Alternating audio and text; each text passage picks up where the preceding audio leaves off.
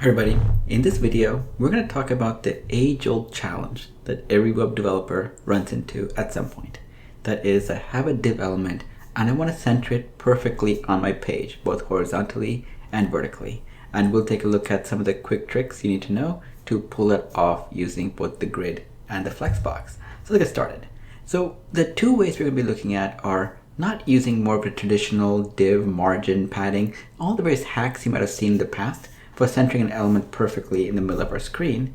Instead, we're going to be taking advantage of some of the more modern layouts that have been released in the past couple of years, namely using grid and also using Flexbox, because I feel like this will probably be more relevant, especially as you are either upgrading an old application or trying to future-proof something for working really well in all the new devices that are currently coming out.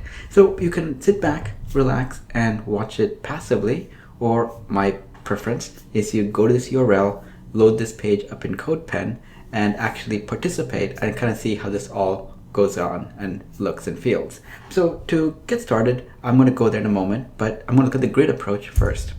To center an item using grid, there are a handful of properties you need to set. The most important ones are the last three right here. One is you basically need to specify that your element is using grid, and then you specify align items and justify items as center. Let's see what this looks like. So I'm at the URL that I had in my slides a few moments ago. Let me zoom in a bit so you can see everything more clearly. And just to give you an overview of what we have here, we have a blank HTML page, nothing too interesting going on. We have a div element with a class value of container, and then we have our body element as parent, nothing else on the page, and nothing else in terms of like JavaScript being loaded or anything that we're doing special at the top of our document. So I'm going to go ahead and maximize the part that is going to be relevant, and that is the CSS. Here you can see our CSS. We have the basic styles for our body, where the background color is, margin and padding. And just for this example, because our page is by default not going to be very big, I set the min height and min width to be 100 of the respective viewport units. So min height is 100 BH, min width is 100 VW.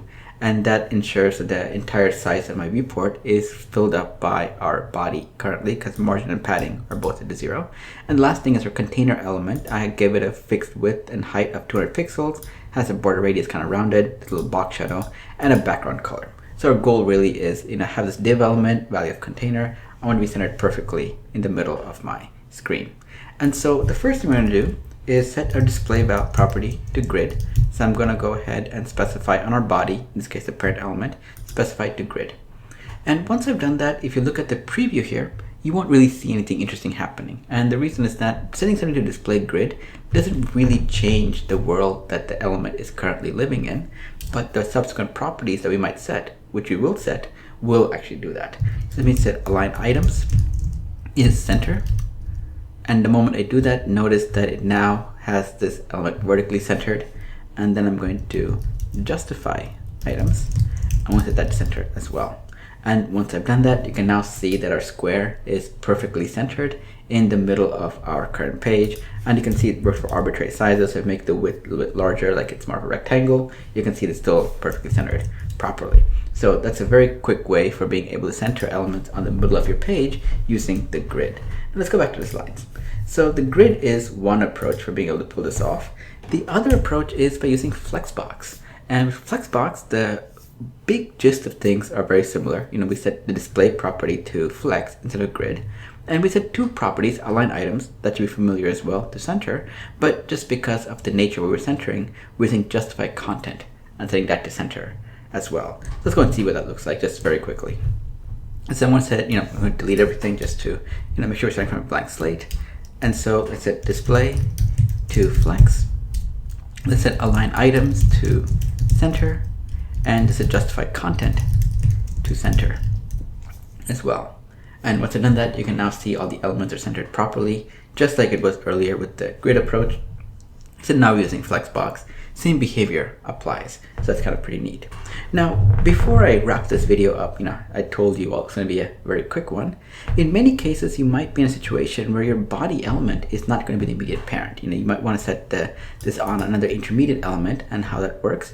What I've shown you right here works exactly the same way if you were to have an intermediate element, like let's say a parent container element that is housing this container. You can make these properties, move it into that one, and make sure it still works properly. The only thing you need to make sure of is to ensure that the parent container takes up the full size of the viewport and not more. If your body, for example, is much larger, there's a lot more content you need to scroll, you need to make that work. You need to make sure your parent element that has that grid or Flexbox property set on it is appropriately sized to your viewport.